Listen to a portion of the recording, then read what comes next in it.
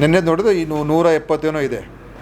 21 hours back 147 total last 24 hours 147. ಅದರ ಹಿಂದಿನ ದಿವಸ ಸ್ವಲ್ಪ ಹೆಚ್ಚಿತ್ತು, ಬಹುಶಃ ಆದರೆ ಹಿಂದಿನ ದಿವಸ 200 ಚಿಲ್ಲರೆ ಹತ್ರ ಇತ್ತು. ಸೊ ಏನೇ ಇದ್ದರೂ ಇದ್ರ ಬಗ್ಗೆ ನಾವು, ಯಾಕಂದರೆ ಮಳೆಗಾಲ ಇನ್ನೂ ಇದೆ, ನೀರು ನಿಲ್ಲುವಂಥದ್ದು ಇನ್ನೂ ಆಗ್ತದೆ. ಮಳೆಗಾಲ ನಂತರ ಮಳೆ ನಿಂತಾಗ ಅವಾಗಲೂ ಕೂಡ ನೀರು ಸಂಗ್ರಹಣೆ ಆಗಿರ್ತದೆ. ನಮ್ಮ ಅಧಿಕಾರಿಗಳಿಗೆ ಒಂದು ಪಿನಲೈಸ್ ಮಾಡೋದಕ್ಕೆ ಅವಕಾಶ ಇರಲಿಲ್ಲ. ಸೊ ಆ ಪಿನಲೈಸ್ ಮಾಡ್ತಕ್ಕಂಥ ಅವಕಾಶ ಕೇವಲ ಬೆಂಗಳೂರು ನಗರ ಮತ್ತು ಮಂಗಳೂರು ನಗರದಲ್ಲಿ ಮಾತ್ರ ಇತ್ತು. ಈಗ ಇಡೀ ರಾಜ್ಯಕ್ಕೇ ಅದಕ್ಕೆ ನಾವು ಹೆಚ್ಚಿದ್ದೇವೆ. ಮತ್ತು ಅವರು ಇದೇ ರೀತಿ ಅವರು ಸರಿಯಾದ ಕ್ರಮ ತಗೊಳ್ಳದೆ ಹೋದರೆ, ಸಾರ್ವಜನಿಕರು ಮತ್ತು ಯಾವುದೇ ಒಂದು ಪ್ರದೇಶ ಅವರು ಸಹಕಾರ ಕೊಡದೆ ಹೋದರೆ ಆವಾಗ ನಾವು ಈ ಫೈನ್ ಹಾಕೋದಕ್ಕೆ ಒಂದು ಅವಕಾಶ ಮಾಡಿಕೊಟ್ಟಿದ್ದೀವಿ. ಸರಿ, ಒಮ್ಮೆ ಫೈನ್ ಹಾಕಿ ದಂಡ ಹಾಕಿ ಮತ್ತೆ ಅವರು ರೂಲ್ಸ್ ಬ್ರೇಕ್ ಮಾಡಿದ್ರೆ ಅವ್ರು ಮತ್ತೆ ದಂಡ ಇರುತ್ತೆ ಸರ್? ಮತ್ತೆ ಅವ್ರು ಮಾಡಿದ್ರೆ ಮತ್ತೆ 50% off the total fine shall be levied additionally for each week. ಪ್ರತಿ ವಾರ ಅವರು ಸರಿಯಾದ ರೀತಿಯಲ್ಲಿ ಅವರು ಅದನ್ನು ಕಂಪ್ಲೈ ಮಾಡದೆ ಹೋದರೆ ಆವಾಗ 50% ಅಷ್ಟು ಮತ್ತೆ ಹಾಕ್ಕೊಂಡು ಹೋಗ್ತೀವಿ. ಪ್ರತಿ ವಾರ ನೋಡ್ಕೊಂಡು ಅದನ್ನು ಮಾಡ್ತೀವಿ. Deputy commissioner is the competent authority. ಅಂದರೆ ರಿಪೋರ್ಟ್ ತೊಗೊಳ್ತಾರೆ, ನಮ್ಮ ಆರೋಗ್ಯ ಅಧಿಕಾರಿಗಳಾಗಿರ್ಬೋದು ಅಥವಾ ಸ್ಥಳೀಯ ಸಂಸ್ಥೆಗಳ ಅಧಿಕಾರಿಗಳಿರ್ಬೋದು, ಅವರು ಈ ಥರ ಮಾಡ್ತಾಯಿದ್ದಾರೆ ಅಂತ ಅವ್ರಿಗೆ ಮಾಹಿತಿ ಕೊಟ್ಟಾಗ ಅವರು ಡೆಪ್ಟಿ ಕಮಿಷನರ್ ಅವರ ಅಥಾರಿಟಿಲಿ ಈ ಫೈನ್ಸ್ ಹಾಕೋದಕ್ಕೆ ಅವಕಾಶ ಇದೆ. ಅಂದರೆ ಈಗ ಅವರ ಪ್ರದೇಶದಲ್ಲಿ ನೀರು ಸಂಗ್ರಹಣೆ ಮಾಡೋದಕ್ಕೆ ಬಿಟ್ಟಿದ್ದಾರೆ, ಮತ್ತು ಓಪನ್ ಆಗಿ ಇಟ್ಕೊಂಡಿದ್ದಾರೆ, ನೀರು ಏನೋ ಸಂಗ್ರಹಣೆ ಮಾಡಿಕೊಂಡು ಯಾವುದೋ ಮುಚ್ಚಳ ಇಲ್ಲದೇ ಇಟ್ಕೊಂಡಿದ್ದಾರೆ.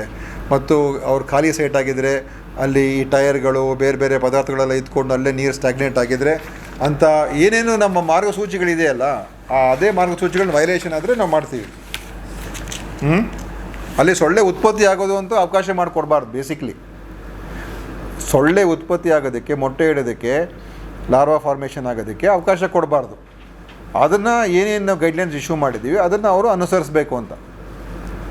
ನೀವೇ ಪ್ರತಿ ಶುಕ್ರವಾರ ಕೂಡ ಲಾರ್ವಾ ಸೈಟ್ಸ್ನ ನಾಶ ಮಾಡ್ತಾ ಇದ್ದೀವಿ, ಅದಕ್ಕೆ ಅಂತಲೇ ಒಂದಿನ ಇಟ್ಟಿದ್ದೀವಿ. ಇದ್ರ ಮಧ್ಯನೂ ಕೂಡ ಅಲ್ಲಲ್ಲಿ ಕಂಡುಬರುವಂಥ ಪ್ರದೇಶಗಳಿದೆ. ನೋಡಿ, ಈಗ ಒಂದು ಹಂತಕ್ಕೆ ಕಮ್ಮಿ ಆಗಿದೆ, ಆದರೂ ಕೂಡ ನಾವು ಎಚ್ಚರಿಕೆ ಇಟ್ಕೊಂಡಿದ್ದೀವಿ. ಮತ್ತು ಈ ಬೆಂಗಳೂರಿಗೂ ಮತ್ತು ಮಂಗಳೂರಿಗೆ ಏನು ಅಧಿಕಾರ ಇತ್ತು ಅದು ಬೇರೆಯವ್ರಿಗೆ ಇರಲಿಲ್ಲ. ಸೊ ಆ ವ್ಯಾಪ್ತಿಗೆ ತೊಗೊಂಬರೋದಕ್ಕೆ ಇದನ್ನು ನಾವು ಈಗ ಮಾಡಿದ್ದೀವಿ. ಎಲ್ಲ ರಾಜ್ಯದ ಎಲ್ಲ ಜಿಲ್ಲೆಗಳಲ್ಲಿ ಕೂಡ ಈಗ ಪ್ರತಿಯೊಂದು ಪ್ರದೇಶ ಕೂಡ ಆ ವ್ಯಾಪ್ತಿಗೆ ಬರ್ತದೆ. ಸೊ ಈಗ ಎಪಿಡೆಮಿಕ್ ಡಿಸೀಸ್ ಅಂತ ಘೋಷಣೆ ಮಾಡಿ ಆ್ಯಕ್ಟ್ ಪ್ರಕಾರ ಏನೇನು ನಾವು ಮಾಡೋಕ್ಕೆ ಸಾಧ್ಯ ಆಗುತ್ತೆ ಅದೆಲ್ಲ ಮಾಡಿದ್ದೀವಿ.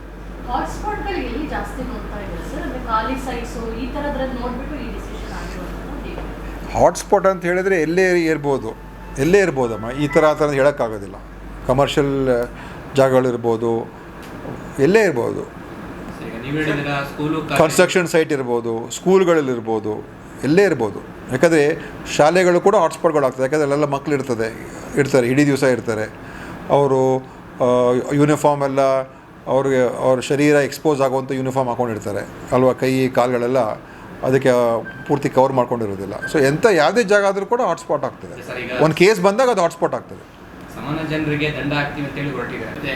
ಸರ್ಕಾರಿ ಕಟ್ಟಡಗಳು, ಸಂಸ್ಥೆಗಳ ಮುಂಭಾಗದಲ್ಲಿ ನೋಡಿ, ಇದು ನಾವೇನು ಹೋಗ್ಬಿಟ್ಟು ನೋಡಿ ಹಾಗಲ್ಲ. ಈಗ ನಾವು ನೋಡಿಕೊಂಡು ನಮ್ಮ ಅಧಿಕಾರಿಗಳಿಗೆ ಇದು ಒಂದು ಅವಕಾಶ ಇರ್ತದೆ ಅವ್ರಿಗೆಲ್ಲ ವಾರ್ನ್ ಮಾಡೋದಕ್ಕೆ, ಜನರಿಗೆ ತಿಳುವಳಿಕೆ ಹೇಳೋದಕ್ಕೆ.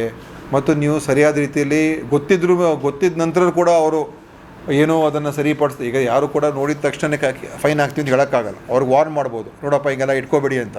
ಮತ್ತೆ ಅವ್ರು ಅದೇ ಥರ ಇಟ್ಕೊಂಡಿದ್ದಾಗ ಮತ್ತೆ ನೋಡಿದಾಗ ಆವಾಗ ಏನಾಗ್ತದೆ, ಅವನಿಗೆ ಸ್ವಲ್ಪ ಏನಾದರೂ ನಾವೊಂದು ಶಿಸ್ತು ಕ್ರಮ ತೊಗೊಳ್ಬೇಕಲ್ಲ, ಏನಾದರೂ ಒಂದು ಕ್ರಮ ತೊಗೊಳಕ್ಕೆ ಅವಕಾಶ ಈಗಿದೆ. ಮೊದಲೇನು ಮಾಡೋಕ್ಕಾಗ್ತಾ ಇರಲಿಲ್ಲ. ಅವ್ರಿಗೆ ಹೇಳಬೇಕಾಗಿತ್ತು, ಹೋಗಬೇಕಾಗಿತ್ತು. ಮಾಡದೇ ಹೋದರೆ ಏನೂ ಮಾಡೋಕ್ಕಾಗ್ತಾ ಇರಲಿಲ್ಲ. ಅವರು ತಪ್ಪು ಮಾಡ್ತಾರೆ ಗೊತ್ತಾದಾಗ ನಾವು ಅವ್ರ ಮೇಲೆ ಏನು ಕ್ರಮ ತೊಗೊಳ್ಳೋದಕ್ಕೆ ಏನು ಪವರ್ ಇರಲಿಲ್ಲಲ್ಲ. ಸುಮ್ಮನೆ ಮತ್ತೆ ಅವ್ರು ವಾರ್ನ್ ಮಾಡಬೇಕಾಗಿತ್ತು, ಹೋಗಬೇಕಾಗಿತ್ತು. ಈಗ ಸ್ವಲ್ಪ ಮಟ್ಟಿಗಾದರೂ ಅವ್ರಿಗೆ ಒಂದು ಕೊಟ್ಟಿದ್ದೀವಿ. ಅರ್ಥ ಎಲ್ಲ ಕಡೆ ಹೋಗಿ ಮಾಡಿಬಿಡ್ತಾರೆ, ಸಿಕ್ತವ್ರ ಮೇಲೆಲ್ಲ ಕೇಸ್ ಹಾಕ್ಬಿಡ್ತಾರೆ ಅಂತ ಅಲ್ಲ. ಆದರೆ ಇದು ಒಂದು ಅವಕಾಶ ಇದೆ. ಸೊ ಅಧಿಕಾರಿಗಳಿಗೆ ಸ್ವಲ್ಪ ಗಟ್ಟಿಯಾಗಿ ಅವ್ರು ಮಾತಾಡ್ತಕ್ಕಂಥದ್ದಕ್ಕೆ ಇದು ಒಂದು ಅಧಿಕಾರ ಈ ಆ್ಯಕ್ಟ್ ಅಡಿಯಲ್ಲಿ ಹೊಸ ಈ ರೂಲ್ಸಲ್ಲಿ ಕೊಟ್ಟಿದ್ದೀವಿ. ಬೇವಿನ ಎಣ್ಣೆ, ಕ್ರೀಮು ಅದೆಲ್ಲ ಕೊಟ್ಟು ಅಂತ ಹೇಳಿದ್ರು. ಎಷ್ಟು ಫಲಾನುಭವಿಗಳು ಕೊಟ್ಟಿದ್ದಾರೆ? ಎಷ್ಟು ಜನ ಸಂಖ್ಯೆ ಅದು ಬೇಕಾದ್ರೆ ಮಾಹಿತಿ ಕೊಡ್ತೀನಿ, ಇನ್ಫಾರ್ಮೇಷನ್ ಇದೆ.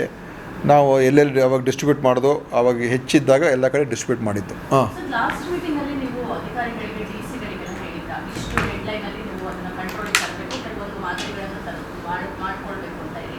ಅದರಿಂದ ಏನಾದರೂ ಕಂಟ್ರೋಲಿಗೆ ಬಂತ ಸರ್, ಅಥವಾ ಅದು ಆಗದೆ ಇರೋದಕ್ಕೆ ಈ ರೀತಿಯಾಗಿ? ಇಲ್ಲ, ಕಂಟ್ರೋಲಿಗೆ ಬಂದಿಲ್ಲ ಅಂತ ನಾನು ಹೇಳೋದಿಲ್ಲ. ಏಕೆಂದರೆ ಒಂದು ಹಂತಕ್ಕೆ ಕಂಟ್ರೋಲ್ ಇದೆ. ಆದರೆ ಇದು ಪೂರ್ತಿ ಕಂಟ್ರೋಲ್ ಮಾಡಬೇಕು ಅಂತ ಹೇಳಿದರೆ ಇದು ಎಲ್ಲ ಜನ ಅವರು ಕೂಡ ಸಹಕಾರ ಕೊಡಬೇಕಾಗ್ತದೆ. ಪ್ರತಿಯೊಂದು ಮನೆ ನಾವು ದಿವಸ ಹೋಗಿ ವಿಸಿಟ್ ಮಾಡೋಕ್ಕಾಗಲ್ಲ, ಪ್ರತಿಯೊಂದು ಪ್ರದೇಶಕ್ಕೂ ನಾವು ಹೋಗಿ ನೋಡೋಕ್ಕಾಗಲ್ಲ. ಎಲ್ಲ ಬಿಲ್ಡಿಂಗ್ಗಳು ಹತ್ಬಿಟ್ಟು ಮೇಲ್ಗಡೆ ಹೇಗಿದೆ ಅದನ್ನು ಕೂಡ ನಮ್ಗೆ ಗೊತ್ತಾಗೋದಿಲ್ಲ. ಸಾರ್ವಜನಿಕರು ಅವರು ಕೂಡ ಇದ್ರ ಬಗ್ಗೆ ತಿಳ್ಕೊಳ್ಬೇಕು ಅಂತಲೇ ನಾವು ಹೆಚ್ಚು ಅವ್ರಿಗೆ ಪ್ರಚಾರ ಕೊಟ್ಟಿರುವಂಥದ್ದು, ಮಾಹಿತಿ ಕೊಟ್ಟಿರೋದು ಅದನ್ನು, ಇದು ಅವ್ರಿಗೆಲ್ಲ ಗೊತ್ತಾಗಲಿ ಅಂತ. ಮತ್ತು ನಿಮ್ಮ ಮುಖಾಂತರ, ಟಿ ವಿಗಳ ಮುಖಾಂತರ, ಪೇಪರ್ಗಳ ಮುಖಾಂತರ, ಸೋಷಿಯಲ್ ಮೀಡ್ಯಾದಲ್ಲಿ ಇದರ ಬಗ್ಗೆ ಎಲ್ಲ ನಾವು ಎಚ್ಚರಿಕೆ ಕೊಟ್ಟಿದ್ದೀವಿ. ಇದು ಏನಂತ ಹೇಳಿದ್ರೆ, ಯಾರಾದರೂ ಇಷ್ಟೆಲ್ಲ ಗೊತ್ತಿದ್ದು ತಪ್ಪು ಮಾಡಿಕೊಂಡು ನಾವು ಹೇಳಿದ್ರು ಕೂಡ ಅದಕ್ಕೆ ಯಾರೋ ಅದಕ್ಕೊಂದು ಪ್ರತಿಕ್ರಿಯೆ ಕೊಡದೆ ಹೋದಾಗ ಅವಾಗ ಏನಾಗ್ತದೆ, ಇದು ಇನ್ನೊಂದು ಮಾಡೋದಕ್ಕೆ ಅಧಿಕಾರ ಚಲಾಯಿಸೋದಕ್ಕೆ ಇನ್ನೊಂದು ಅವಕಾಶ ನಮ್ಮ ಅಧಿಕಾರಿಗಳಿಗೆ ಇರ್ತದೆ. ಈಗ ಅದು ಬೇರೆ ಇದುವರೆಗೆ ಅಧಿಕಾರ ಇರಲಿಲ್ಲ, ಅದು ಕೊಟ್ಟಿದ್ದೀವಿ. ಹೆಚ್ಚಿನ ವಿಡಿಯೋಗಳಿಗೆ ಪ್ರತಿಧ್ವನಿ ಯೂಟ್ಯೂಬ್ ಚಾನೆಲ್ ಸಬ್ಸ್ಕ್ರೈಬ್ ಮಾಡಿ, ಬೆಲ್ ಐಕಾನ್ ಕ್ಲಿಕ್ ಮಾಡಿ.